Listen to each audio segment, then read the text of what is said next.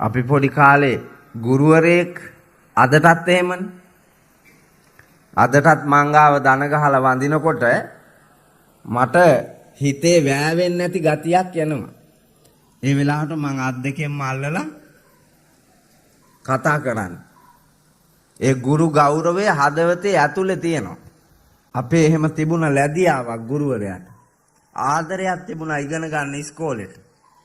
අපි ඉස්කෝලේ ගේට්ටුව ගාව ඉඳලා පිටිපස්සට යනකම් ඔක්කොම අතු ගෑවේ. අපිමයි කුණු ඇද්දේ.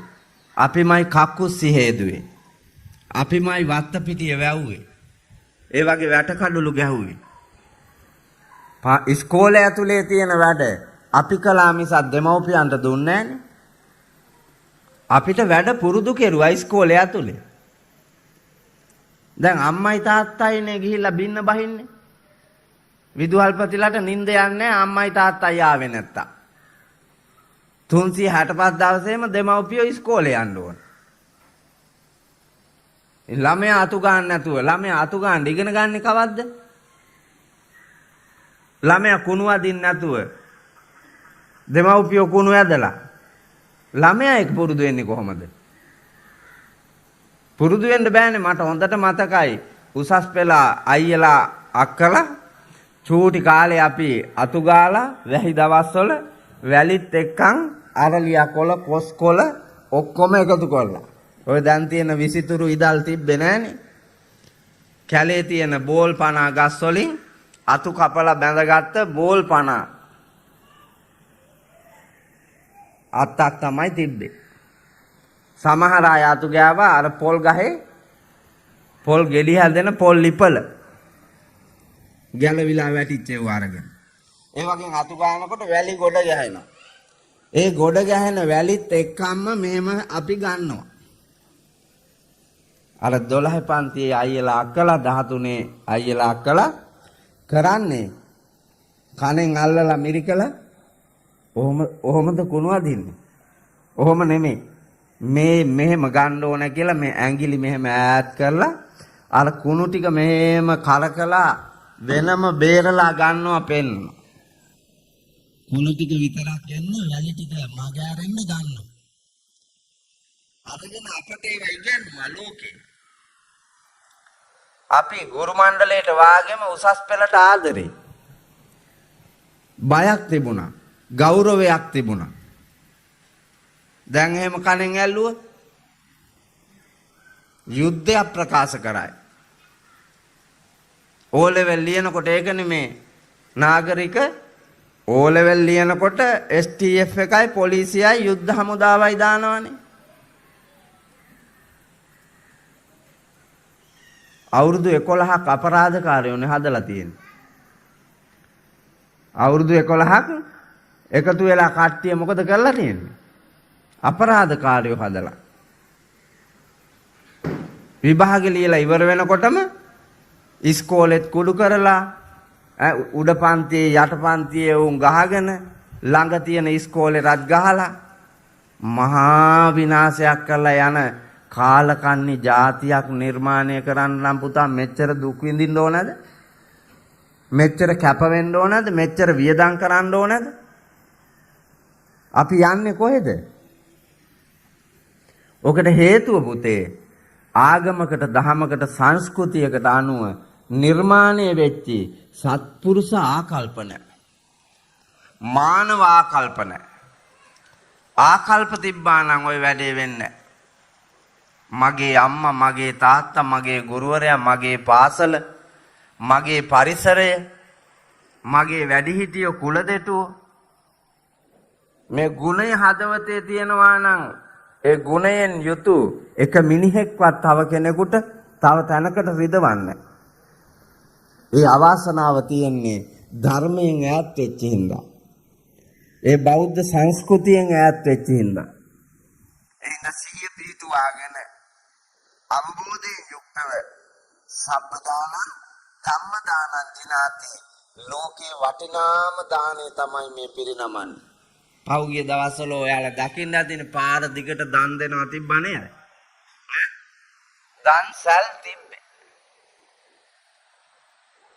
කාටද දුන්නේ? ඈ කාටද දුන්නේ? අසරණයන්ට. ඒ දානේ දුන්නේ අසරණයන්ටද? නැති බැරි උන්ටද? කුසගිනි අයටද? නෑ සෙල්ලක්කාරයන්ට. බහුතරයක් සෙල්ලක්කාර වල් ජීවිතවලට තමයි දුන්නේ. පාරේ යන්නවත් දන්නේ නෑනේ. අනිත් එක දාන්සල දීපේකා දෙන්නේ පාරේනේ. මිනිහ ගමනක් යන්න යනකොට හදිසියකට යනකොට යන්න බෑනේ.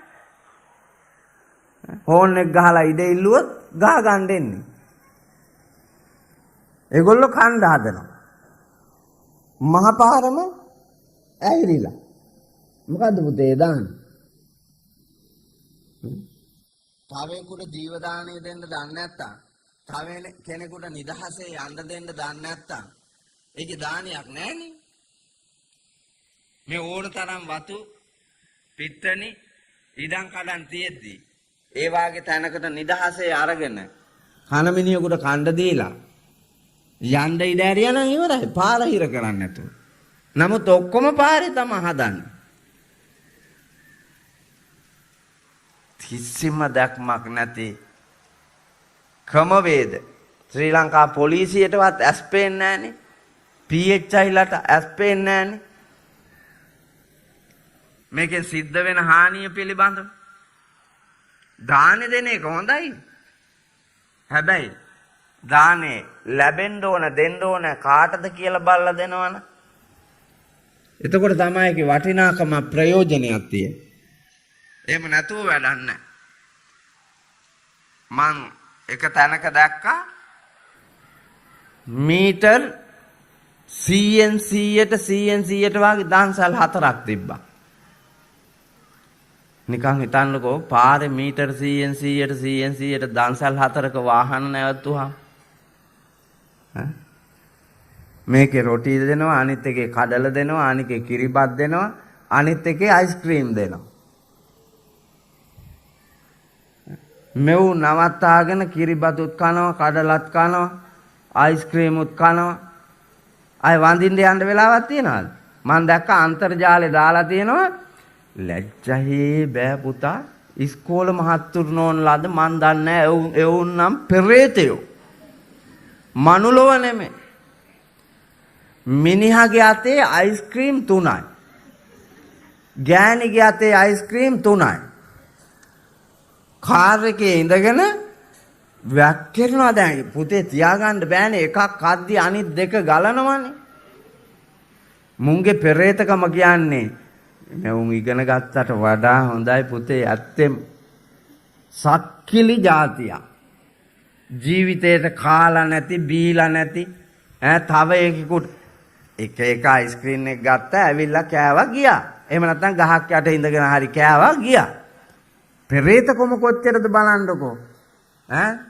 තව 4-5 දෙනෙකුට කණ්ඩ තිබිච්ච එක මෙවුන් අරගෙන ඇවිල්ලා කාර් එකේ ඉඳගෙන දැන් තියාගෙන කොල්ලෙක් වීඩියෝ කරලා දාලා තිබ්බා.